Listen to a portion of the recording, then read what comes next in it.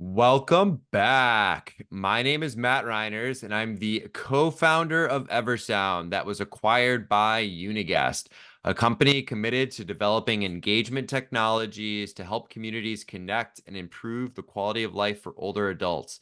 Today, I'm joined by Suzette Graham, the CEO and founder at Patriot Angels. Suzette is a former Mrs. Alaska. And Suzette founded Patriot Angels to lead a change in helping U.S. wartime veterans get approved for their aid and attendance pension from the U.S. Department of Veterans Affairs. And I have to say, an interesting fact as I was doing my pre-interview research, I was blown away to see that Suzette and I have 989 mutual LinkedIn connections. So we'll have to strategize in getting those other 11 going, Suzette. But thanks for, Yeah. yeah, thanks for joining me today. Good morning. Thank you for having me. And I'm sure you know every single one of those LinkedIn that we have in like common. like the back of my hand for sure. Just don't ask Right. me how to say their last name because I always struggle with that. But so Suzette, I would love if just kind of start if you could share a little bit about your background and how you got into senior living and helping our veterans. Perfect. Well, first of all, thank you for having me on this morning. And I actually have always done advocate work. It just seems like that was my calling. My mom started the first feeding program in Alaska, and so I would go do that with her. Then I became the head of the foster parent organization in Alaska. Leaving Alaska, moved to Tennessee, started helping homeowners that were in foreclosure, losing their homes. And then when the market went soft, I went to work for this company to help veterans. And then I started my own company. So that's kind of, a quick overview of how I got started. Actually got my first opportunity through Brookdale. I met the COO. He had stopped by the company I was working at, and I went up and had a conversation with him. And he said, "What are you doing tomorrow?" And I said, "Well, I'm looking for a new job." And he said, "Come up tomorrow." And I went up and met with John Rios, Greg Richard, and Ron Ayler, and they said, "Suzette, if you will start a company, we'll be your first client."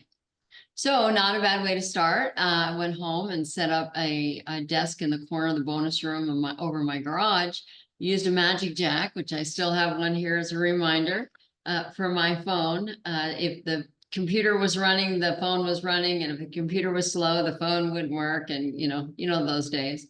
And that's where we started. Started with just me. My first employees were, of course, my children. They were in the next room. And then we saw that this would work. And now we're at about 140 employees. So that was my start in 2012. And this is where we are today. That's awesome. I love that. And yeah, hey, can definitely empathize with, kind of working in that room and make by yourself and getting that going for sure. But that's an awesome and happy 12 years. That's great.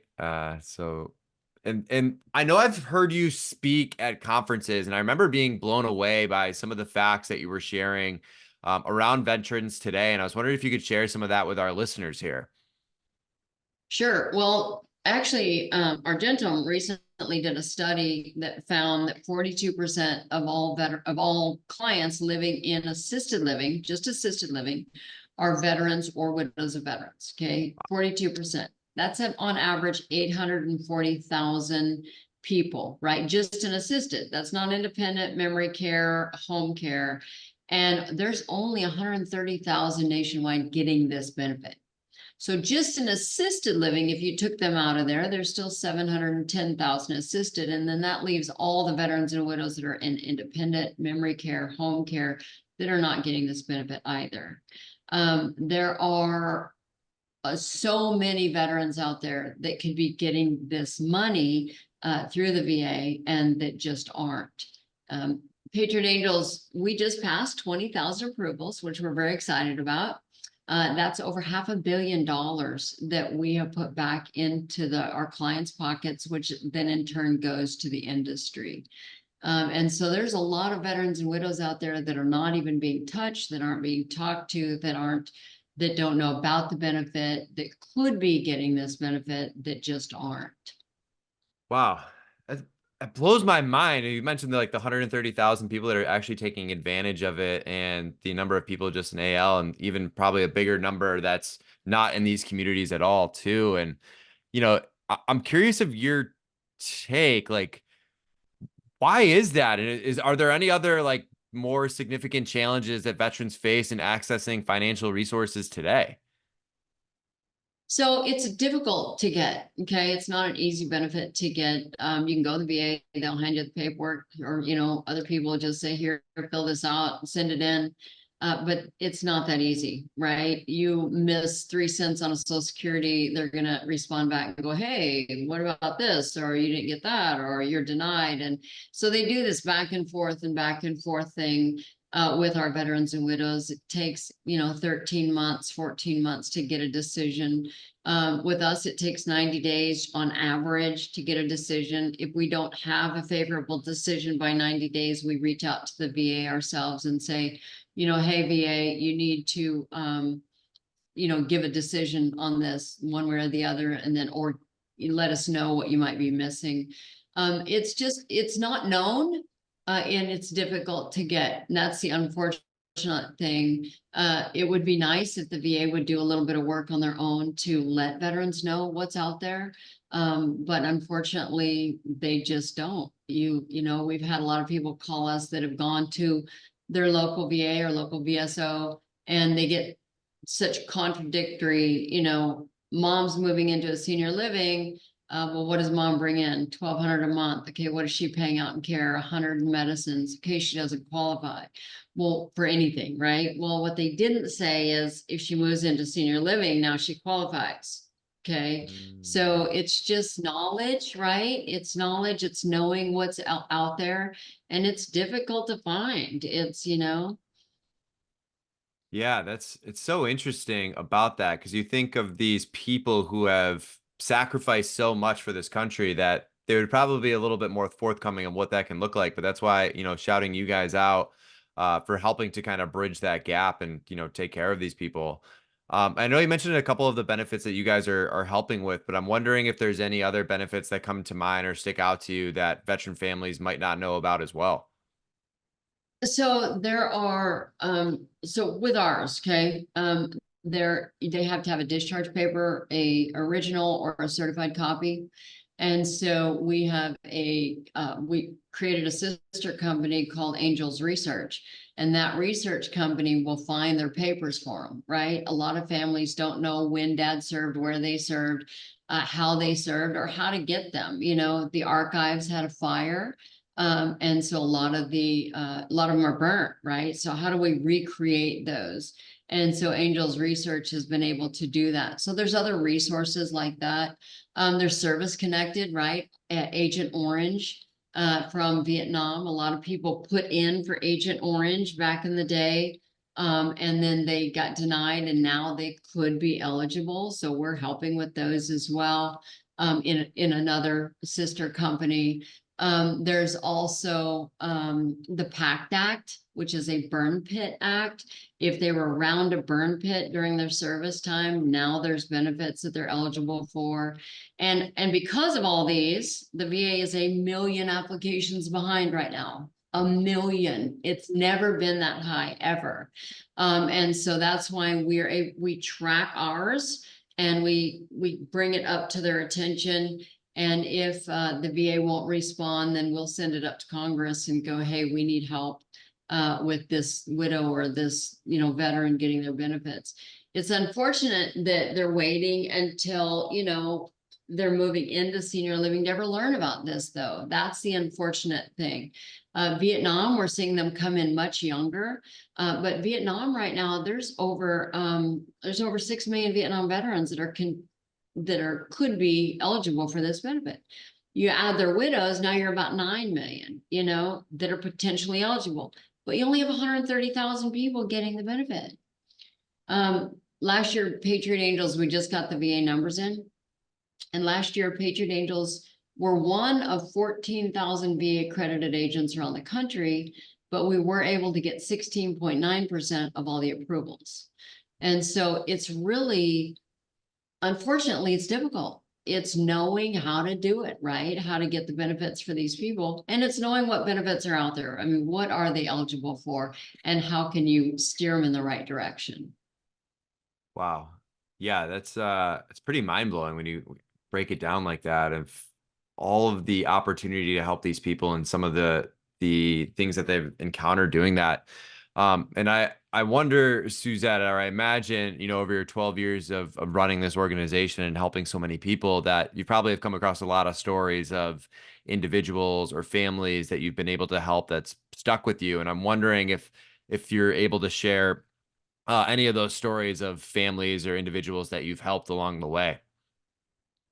Well, obviously we get some great stories, right? We get to hear the stories. Once they're approved, they call, they're crying, they didn't know how they were going to take care of themselves or their mom or dad, I mean, so it's, just like senior living, it's end of life. It's difficult, right, to deal with. You're working with a client, they pass away and you've gotten attached to them. But there's a couple that have always stayed with me. One gentleman wrote me a letter after he got approved, and his wife was in senior living. He was at home and he was driving to see her every day. And he said, I pray every day when I get in my car that it will make it, because it's an old car. And he said, and I was eating every third day because I didn't have enough money to eat and pay for her care. Now that right there, that'll get you. Okay. And then there's another one where the daughter sent us newspaper clippings of her father. And her father was a prisoner of war. And he was, for 6 years, he was a POW. And when he got out, he sent a message to his wife. And he said, I just want to let you know that I'm alive and you're the reason I thought about you every single day. When you get those stories, and we were helping, at this point, we were helping his wife, right? His widow. But those are the stories that make you go, this is why I do what I do, right? This is why I keep going every single day, so and there's a lot of those. And then there's funny stories, but they're all well-meaning and what's awesome is making a difference. That, making a difference in a senior's life there's nothing better. Yeah, it's a beautiful thing, and gives me so much purpose, and as I can tell, it gives you so much purpose as well. And yeah, to hear some of those stories, I mean, I always like to think back to those too, and that makes all the hard work worth it, right? Um, and I'm wondering what message would you like to share with any veterans or their family members who might be listening to this that are struggling with financial issues? Well, don't stop, right? That's one of the biggest things. A lot of times they will go down and fill out the first initial paperwork and then that's it. Somebody told me the other day there was an 85-year-old widow going back and forth to the local office. She was back and forth 4 times. Hey, you need more paperwork here, you need more there. And she finally quit because it was so difficult. I would say don't quit, keep finding other resources. If one's not working for you, try another one. Because there are resources out there for our veterans and widows. We really need to be able to help them more. They served for us, right? We need to be serving for them. I love that. And then my last question here for you, Suzette. If you were to give senior living providers three guiding principles as we move through 2024, what would you say? Well, three, huh? I would say always there are more creative ways to pay for care for your clients. We were talking earlier, there's 130,000 people that are getting the benefit nationwide, okay? There's 840,000 just in assisted living that are veterans or widows, right? Just in assisted living, that's over $100 million a month being left on the table.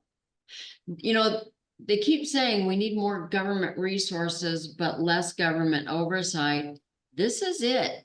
CEOs, CFOs, COOs, SVP of sales need to take a deep look at this benefit because there's a lot of resources out there for their clients that they could be getting that they're not.